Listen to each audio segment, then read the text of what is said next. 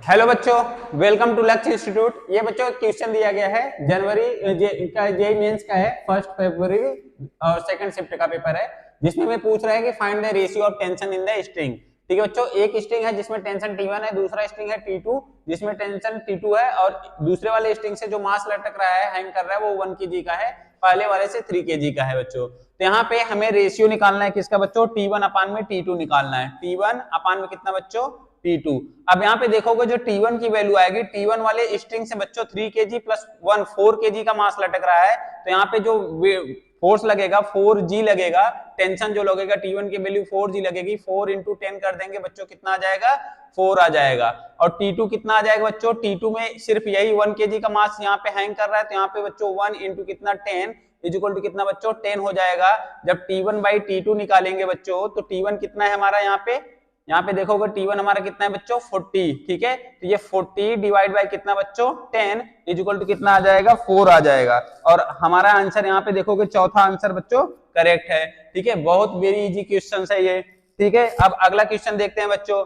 अगला क्वेश्चन क्या कह रहा है कि एक पार्टिकल है, ए particle is moving in a circular path of radius r with speed v such that speed is proportional to radius as v is directly proportional to r power minus 3/2, then how does time period of revolution depends on r, that is t कैसे r पे depend करेगा, ये हमसे पूछा जा रहा है बच्चों। अब t r पे कैसे डिपेंड करेगा, यहाँ पे देखो t directly proportional to r की पावर n है, यहाँ पे n की वैल्यू बतानी है बच्चों। जो टाइम पीरियड होता है बच्चों t इक्वल टू होता है बच्चों 2 पाई r अपान में कितना? v। ठीक है, यहाँ पे क्या होगा? टाइम बराबर क्या हो जाएगा? डिस्टेंस अपान में कितना बच्चों? वेलोसिटी। जब कोई पार्टिकल जो है सर्कुलर पाथ पे मूव कर रहा है, तो यहाँ पे वो डिस्टेंस कितना ट्रेवल करेगा? सरकमफरेंस ऑफ द सर्किल के बराबर ट्रेवल करेगा। सरकमफरेंस ऑफ द सर्किल के बराबर करेगा, तो ये 2 पाई r डिवाइड बाय कितना हो जाएगा? v। तो यहाँ पे बच्चों हमें v दिया हुआ है, तो वैल्यू पुट कर दो 2 पाई r अपान में कितना बच्चों? r की पावर -3/2।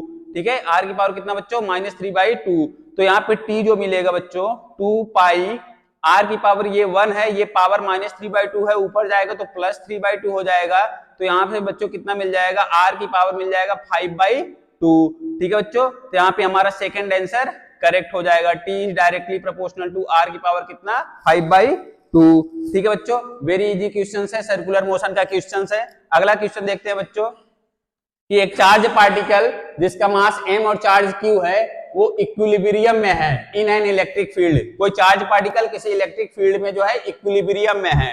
ठीक है, तो हमसे पूछा जा रहा है stage in an equilibrium field. तो यहाँ पे बच्चों हमें फोर्स बताना है। क्या बताना है? फोर्स बताना है कि फोर्स कितना हो, चार्ज कितना होगा, इस चार्ज की वैल्यू कितनी होगी, वो पूछा जा रहा है। तो बच्चों जब भी कोई चार्ज पार्टिकल जो है किसी एक्सटर्नल इलेक्ट्रिक फील्ड में इक्विलिब्रियम में होगा, तो वहां पे जो बच्चों फोर्स लगेगा वो नेट फोर्स कितना होगा बच्चों? F नेट कितना होगा? 0 होगा।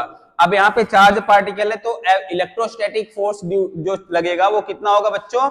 QE होगा। कितना होगा? FE। इलेक्ट्रोस्टैटिक फोर्स कितना होगा? Q इंटू E होगा। और जो बच्चों मास की वजह से ग्रेविटेशनल फोर्स होगा वो कितना हो जाएगा? यहाँ पे mg हो जाएगा। क्योंकि ये दोनों बराबर हैं, तो QE किसके बराबर हो जाएगा बच्चों? mg के। तो यहाँ से Q बराबर कितना हो जाएगा बच्चों? mg divide by E। ये तुम्हारा क्या हो जाएगा? आंसर हो जाएगा। ठीक है बच्चों, तो इस तरीके के कुछ क्वेश्चंस हैं, और बाकी क्वेश्चंस के लिए बच्चों आप लक्ष्य इंस्टीट्यूट के यूट्यूब चैनल को फॉलो करें, सब्सक्राइब करें। बाकी अगर कोई भी क्वेश्चंस है बच्चों, कोई भी डाउट्स हैं, तो आप जो है कमेंट सेक्शन में जाके टाइप कर सकते हैं, मैं उसका जवाब देता रहूंगा। थैंक यू सो मच बच्चों।